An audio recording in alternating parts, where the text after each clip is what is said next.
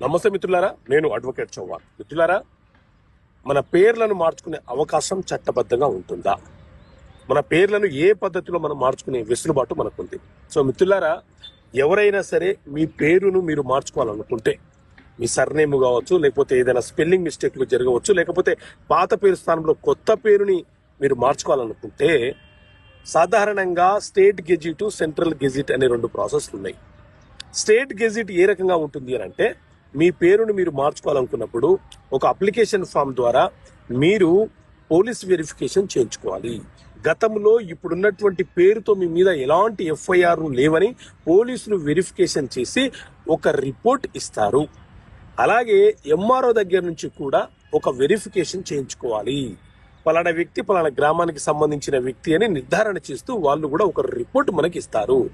ఈ రెండు ప్రాసెస్లు అయిపోయిన తర్వాత ఒక అడ్వకేట్ ద్వారా దాన్ని అఫిడవిట్ చేయించేసి గెజిట్, రాష్ట్ర గెజిట్ లో ప్రాసెస్ మొదలు పెట్టాలి.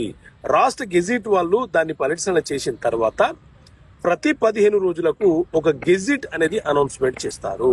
మీ పేరు పాత పేరు ఇది, కొత్తగా ఈ పేరును చేంజ్ చేస్తూ గెజిట్ చేస్తున్నామని చెప్పి అనౌన్స్మెంట్ చేసిన తర్వాత ఆ గెజిట్ మనం ప్రింట్అవుట్ తీసుకొని ఆ గెజిట్ ద్వారా మనము పేపర్ పబ్లికేషన్ ఇచ్చుకోవాలి.